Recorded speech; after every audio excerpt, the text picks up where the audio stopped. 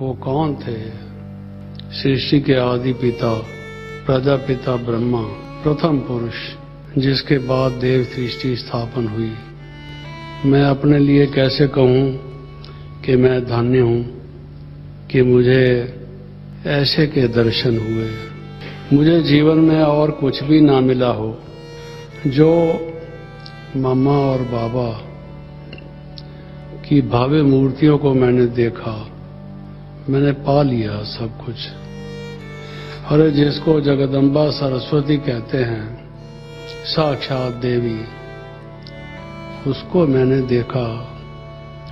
जीवन में व्यक्ति को और क्या चाहिए, लेकिन मैंने ऐसे मूर्तियों को देखा, बाबा को देखा, मम्मा को देखा। जो उन्होंने जो कुछ मेरे साथ किया वो तो अविस्मरणीय है, भूल नहीं सकते हम उसको। वो मूर्तियां तो मेरी आंख से ओझल कभी भी हो नहीं सकती। लेकिन मैं कोई सिर्फ शरीर रूपी बाहर की जो पार्थिव देह है, उस मूर्ति की बात नहीं कर रहा।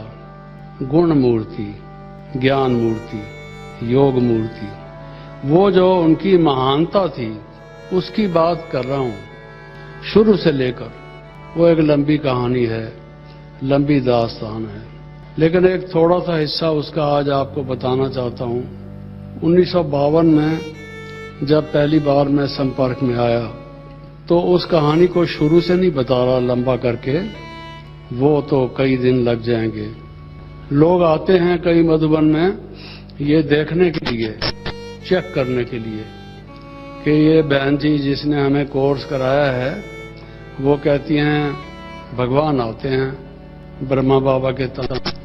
लेकिन ये बाबा कौन हैं, कैसे उनके तन में आते हैं, मैं ये देखने के लिए नहीं आया, उनसे मिलने के लिए आया।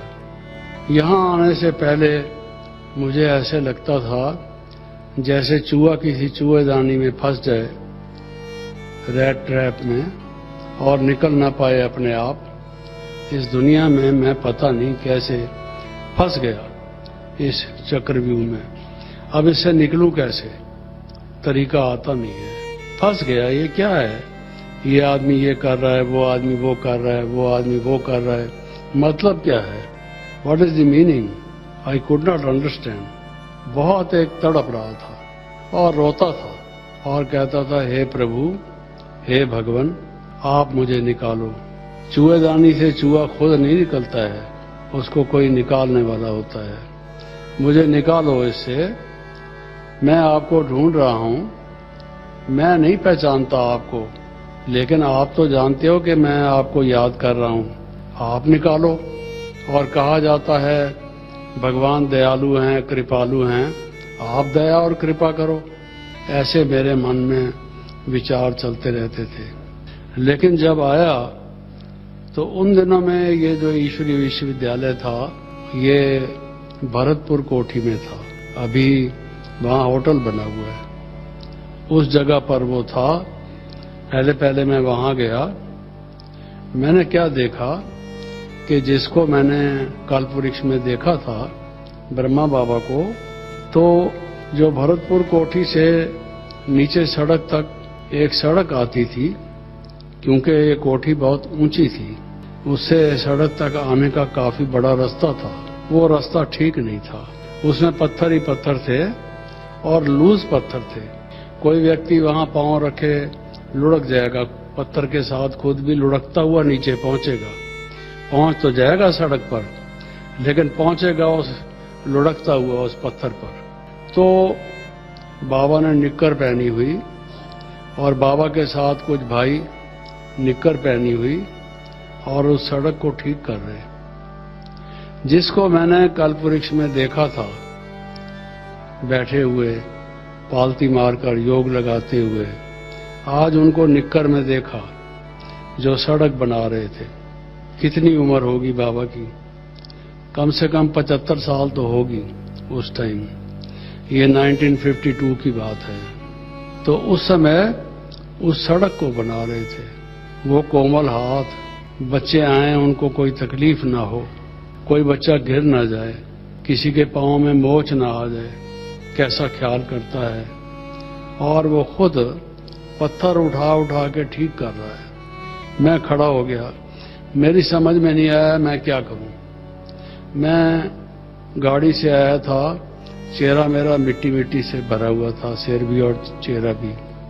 उन दिनों में ये कोई एसी वेसी नहीं होती थी, रिजर्वेशन भी नहीं होती थी। मिट्टी से लथपथ था और सोचा कि जाके नहाऊं धोऊं फिर आऊं।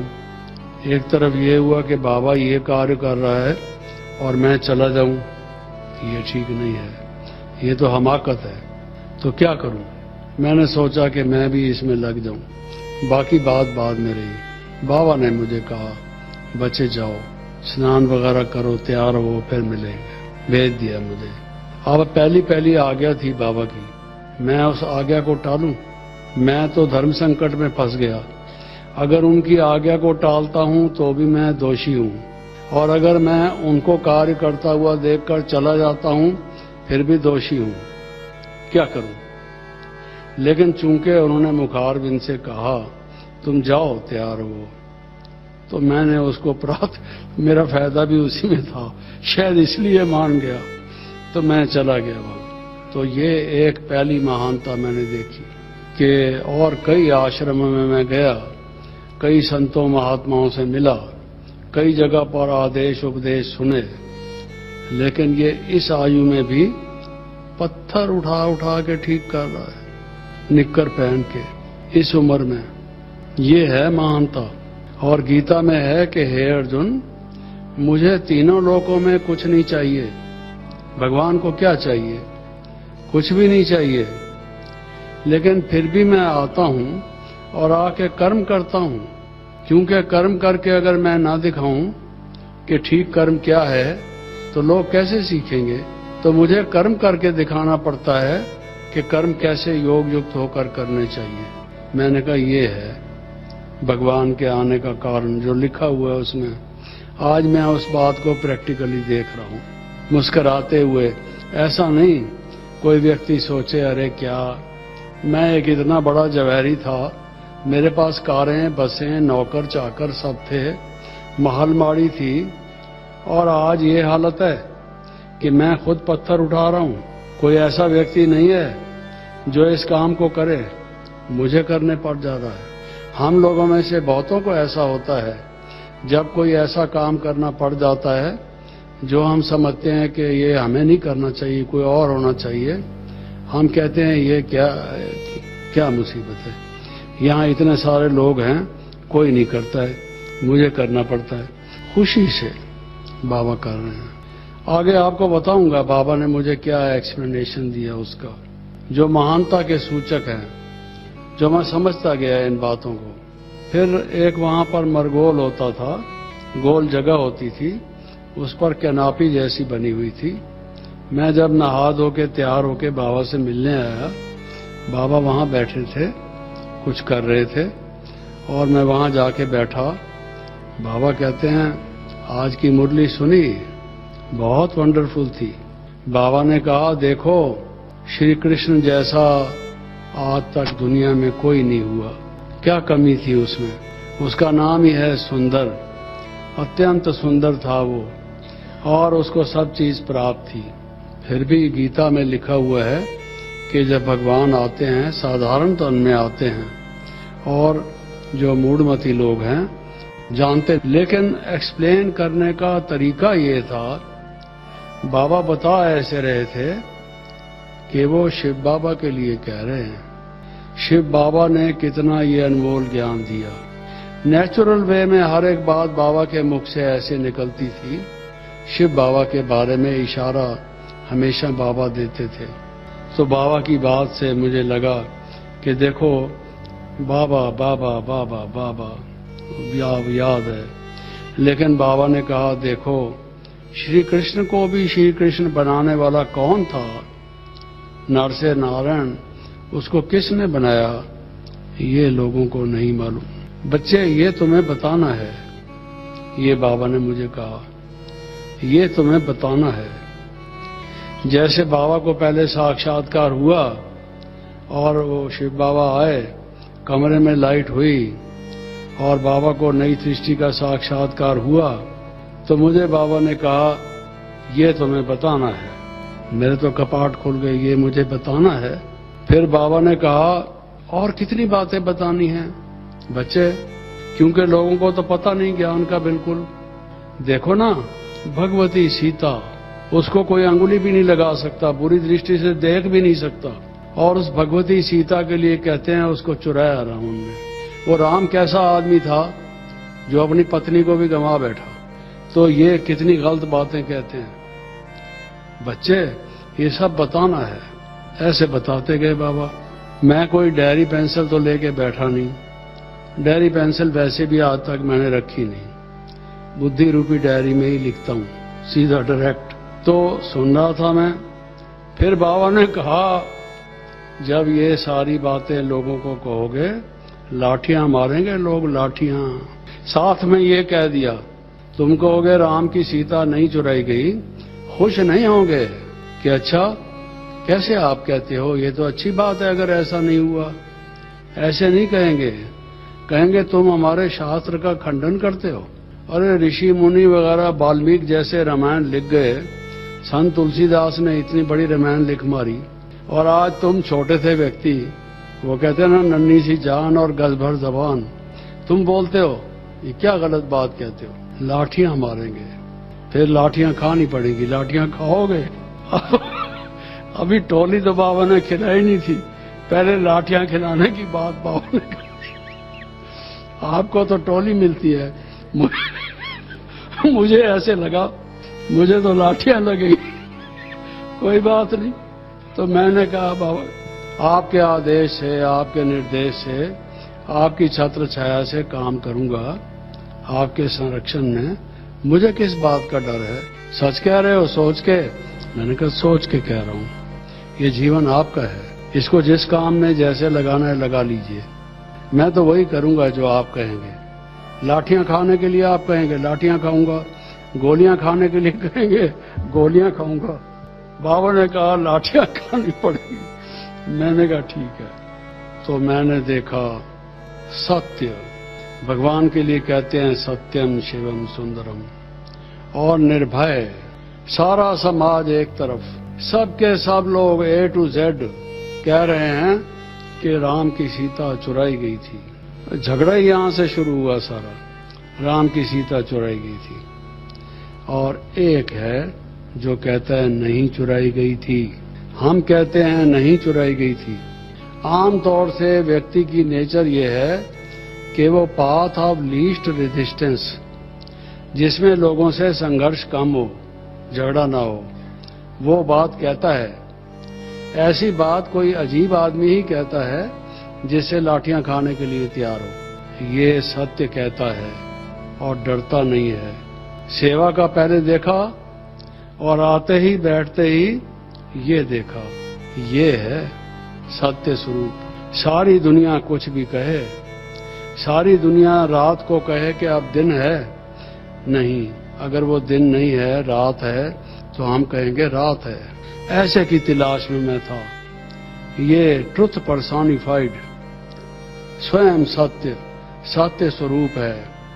और सत्य को जानना ये भी एक बात है, लेकिन सत्य को कह पाना ये और कठिन बात है।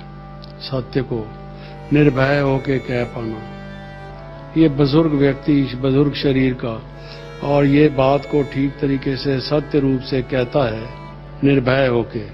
ग्रंथ साहब है सिखों का, उसमें आता है पहले शुरू में कि भाई वो निर्भय है, भगवान जो है निर्भय है। और किसी मनुष्य को किसी भी परिस्थिति में कोई भी कारण से कभी भी अंश मात्र, लेश मात्र, थोड़ा भी, क्षण मात्र के लिए भी भय हो सकता है। उसको कोई भय नहीं, ये पहचान है उसकी। वो सबसे सामना करने को तैयार है। फिर बाबा से मिलने गए, हमको ले गए फॉर्मली, ऊपर ले गए। ऊपर एक जगह थी, सीढ़ियां चढ़ के जाना पड़ता था, लकड़ी का स्टेयर केस बना हुआ था, उसमें हम गए। तो बाबा मम्मा बैठे थे, उनसे मिलने के लिए हमको लिवा गए, उनके सामने जाके बिठा दिया। हमको मालूम नहीं था कि इनसे कैसे मिलना होता है। संतों महात्माओं को अपना अपना तरीका होता है, गुरुद्वारे में अपना तरीका होता है, हर एक जगह मिलने जुलने का तरीका अपना अपना है। यहाँ कैसे मिलना है हमको नहीं मालूम, किसी ने बताया नहीं था, गाइड नहीं किया था। हम तो जाके बैठ गए बाबा के सामने। मैं बैठा बाबा के सामने, हमारे साथ 2 व्यक्ति और थे और बहनें थीं कुछ। तो साइलेंस, बाबा को देख रहा हूं, बाबा मुझे दृष्टि दे रहे हैं। क्या हुआ? मैं उड़ गया वहां से।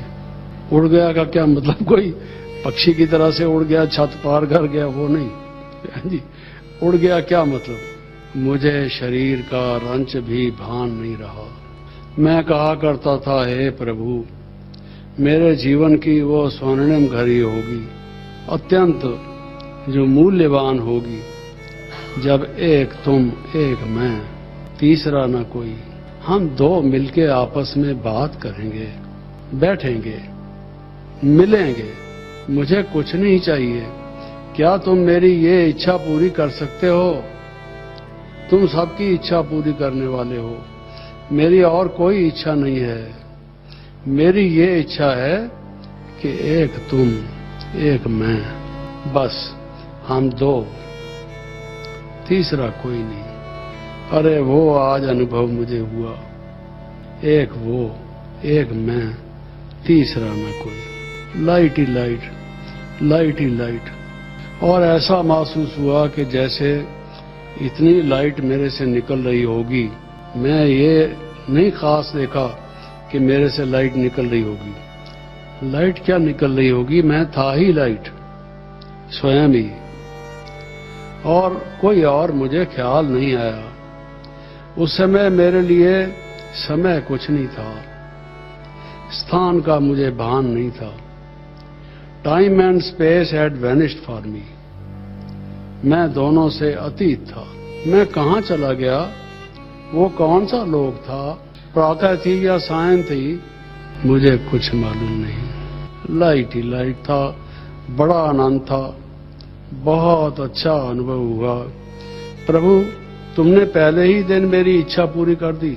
तू सचमुच भोलानाथ है, अवतारदानी है। तू बच्चों की इतनी सुनता है, मेरी इतनी प्यास थी ये, आज तूने मुझे वो अमृत पिला दिया। वो अनुभव मुझे हुआ। अरे वो कैसा अनुभव था भाई, उसके लिए क्या मूल्य दिया जा सकता है, चुकाया जा सकता है? उससे ज्यादा और बड़ी क्या चीज हो सकती है? ये था जो मैं चाहता था, वो मुझे उसने दे दिया। और क्या चाहिए मुझे? आप बताइए, क्या मांगू उससे? जब उसने इतनी बड़ी प्राप्ति मुझे दे दी, इतना बड़ा अनुभव करा दिया, उससे बाद कुछ मांगने की, कुछ एक्सपेक्टेशन की गुंजाइश रह जाती है? तो फिर क्या देखता हूं कि मैं बाबा की गोद में हूं। जब नीचे उतरा तो देखता हूं कि बाबा की गोद में हूं। मैं बाबा की गोद में कब गया? मैं तो वहां बैठा था, बाबा यहां बैठे थे। गोद में कब गया मैं? और मैं तो लाइट ही लाइट था, वो भी लाइट था। जो शिव बाबा ज्योति बिंदु है, वो बहुत ब्रिलियंट लाइट था। लाइट से लाइट का मिलन हो रहा था। फेस टू फेस लोग कहते हैं विद गॉड। अब फेस तो गॉड का था नहीं, और मैं भी उस अनुभव में कोई मेरा भी फेस था नहीं, लेकिन लाइट था और वो भी लाइट थी। ये अनुभव किया। और अभी जब उतरा नीचे, बच्चे बच्चे बाबा अपनी छाती के साथ लगाकर, इतना लंबा चौड़ा मैं 23-24 साल की आयु का जवान हट्टा कट्टा आदमी, बाबा ने गोद में लिटाया हुआ और मुझे बच्चे बच्चे प्यार करके कहते हैं, आओ आओ, मिलेंगे मिलेंगे, अब तो मिल गए, अब तो मिलते रहेंगे। ये शब्द मैंने सुने। तुम तो बाबा की गोद में हो। अब ये सुन रहा था कल जिस बहन ने भोग लगाया, शशि बहन ने, कि अर्जुन बाबा की गोद में था। अरे मैं तो गोद में पहले ही हो आया। पहले ही दिन बाबा की गोद में बैठा। शुरुआत ही मेरी ये हुई, मैं क्यों नीचे उतर आया, इस दुनिया में फिर क्यों आ गया। जीवन तो यही था, अनुभव तो यही चाहिए था। क्या मैं और समाया नहीं रह सकता था इसमें, जब मुझे और कोई चाहिए चीज। ये फिर मेरा लालच पैदा हो गया। इंसान थोड़ा लालची तो है ना। अब एक दफा भगवान ने वो चाटा चखा दिया ना, वो जरा अच्छा लग गया तो अब मैं कहता हूं फिर दे। लेकिन बाबा ने ये मुझे अनुभव कराया। फिर ये और अनुभव था कि ये भगवान स्वयं है। भगवान को मिलाने के लिए उसका कोई प्राइवेट सेक्रेटरी नहीं चाहिए, उसका कोई पीए नहीं है, भगवान का कोई इस तरह का नहीं है जिससे मिलना चाहे उसको पता है जी उसकी जीवन का, उससे मिल लेता है। मेरे से बाबा ने मिल लिया। फिर वहां से उठे तो नीचे उतरे तो कई कमरे थे, उसमें कहीं सिलाई होती थी, कहीं कुछ। तो बाबा मुझे अंगुली पकड़ के नीचे ले गए। नीचे ले जाके, बच्चे यहाँ ये होता है, बच्चे यहाँ ये होता है, एक बहन बैठी है, बच्चे ये काम करती है, इसका ये नाम है, इस बहन का ये नाम है, ये ऐसा काम करती है, इसकी ये विशेषता है। स्वयं साक्षात बाबा। जैसे घर में बच्चा कोई बहुत समय के बाद आता है, तो मुझे भी बाबा ने, जैसे परिवार में मैं आ गया हूं बहुत टाइम के बाद, long lost and newly found, सिक्की लद्दा, बाबा सबसे मिला रहा है, दिखा रहा है, पहचान करा रहा है, स्वयं बाबा। उस समय लगभग सारी बहनें थीं, लगभग सारे भाई थे, जो 300-350 के, 400 के, 400 से थोड़े कम थे। उनमें से कुछ एक का जो वहां बैठे थे, उनसे परिचय कराया। वो दुनिया ही अलग थी, दुनिया ही अलग थी। कैसी न्यारी दुनिया में हम आ गए। तो बाबा हमको सबसे परिचय कराया, और बाबा मुझे सबसे परिचय करा रहा है जैसे मैं बहुत पुराना कोई इसी जगह का हूं। ये पुरानी पहचान है। ये सारा कुछ मेरे साथ होता गया, लंबी दास्तान है। लेकिन ये अनुभव बीच बीच में थोड़ा बताऊंगा। उस बिल्डिंग के और अनुभव छोड़ देता हूं। उसके बाद हम लोग कोटा हाउस में आए। वो अभी भी है, सर्किट हाउस है वहां पर। उस कोटा हाउस में शिफ्ट किया बिल्डिंग को, क्योंकि भरतपुर के महाराजा ने बिल्डिंग की कोई रिपेयर नहीं कराई।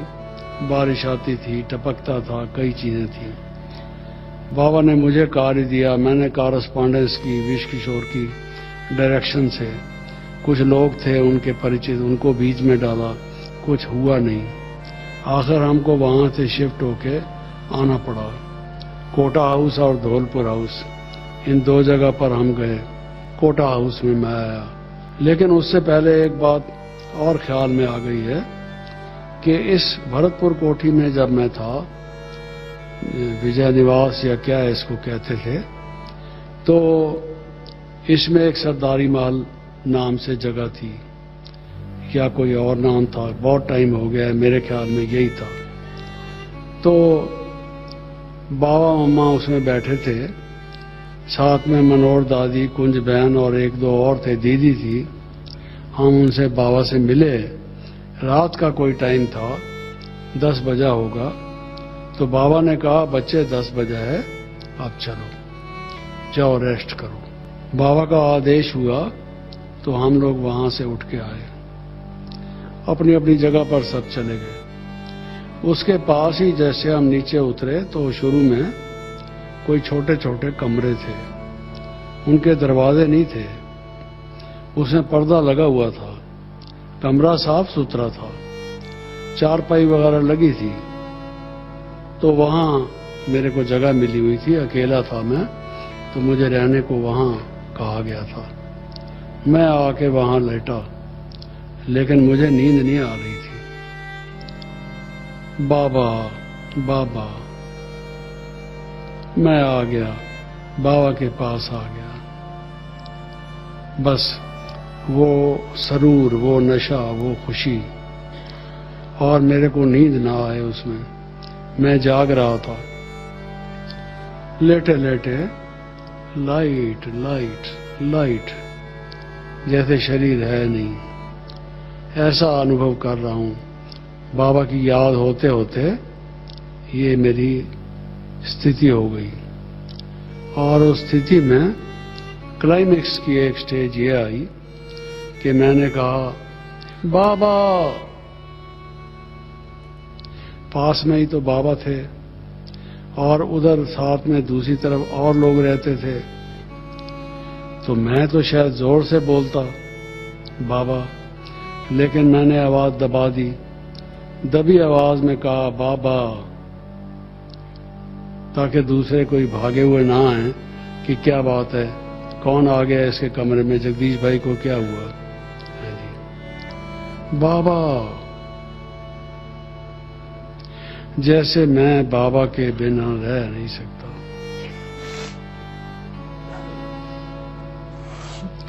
अब उसके बिना मेरा जीवन और कुछ है नहीं, मैं उसी का हूं, वो मेरा है।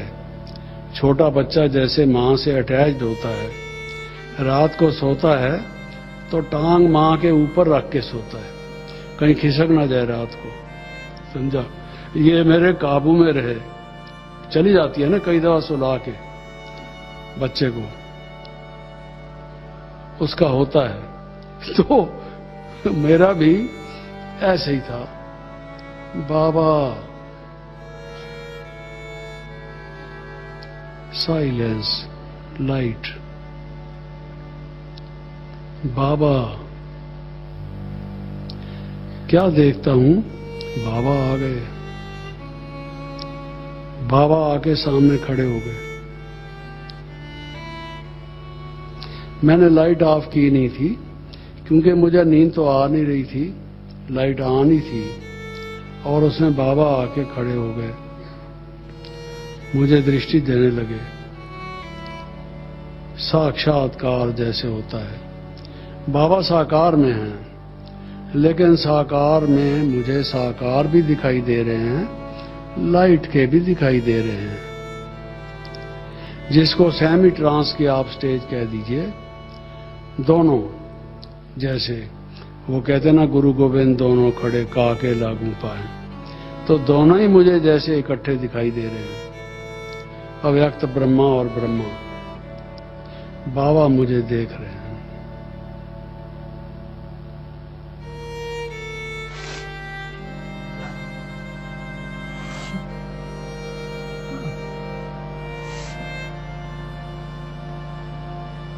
मैं बाबा को देख रहा हूं, टिकटिकी बांध के। अरे आंखों, बंद नहीं होना आज। ये मुझे अच्छी तरह से निहार लेने दो, जी भरकर। देखता ही जाऊं, देखता ही जाऊं। वो गीत है ना, तेरी याद का अमृत पीते हैं, बार बार यही कहता है, तेरी याद का अमृत पीते हैं। तो मुझे भी यही था, देखता ही रहूं, देखता ही रहूं। दिल कहता है बाबा तुझे देखता रहूं, वो भी एक गीत है शायद।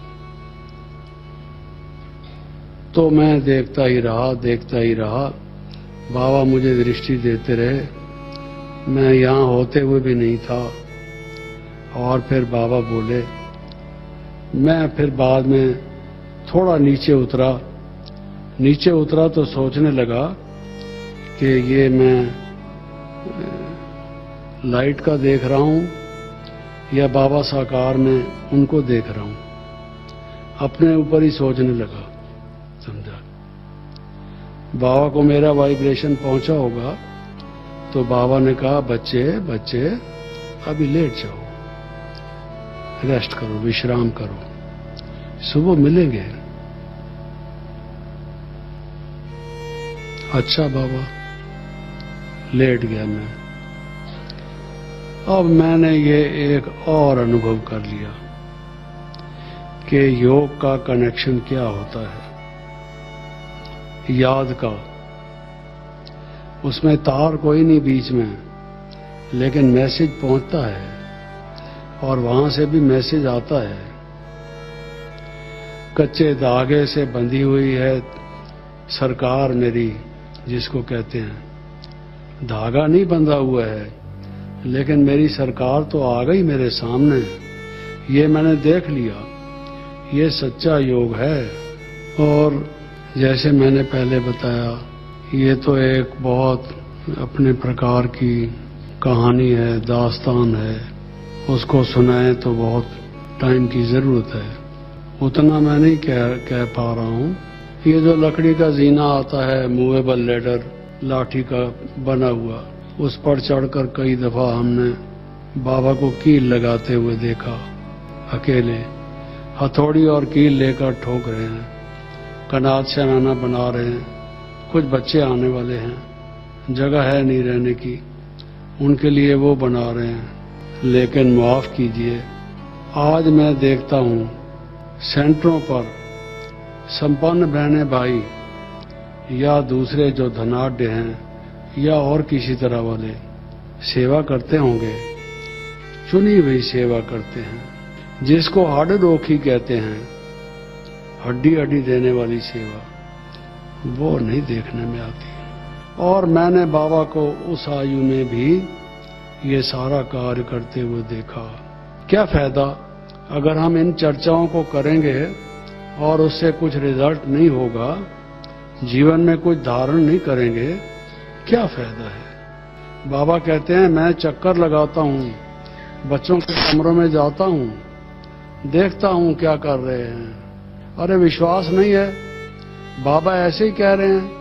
मैं वरदान देता हूँ उस टाइम, हाय हाय, तुम वरदान भी नहीं लेना चाहते, ऐसे बदनसीब हो, भगवान के घर में आके उसके पास खाते पीते रहते हो, उससे वरदान भी नहीं लेना चाहते, जाग नहीं सकते, मुरली भी नहीं सुन सकते। शिव बाबा परम धाम से आता है, परम धाम से, उसकी डिसरेस्पेक्ट करते हो, इंसल्ट करते हो।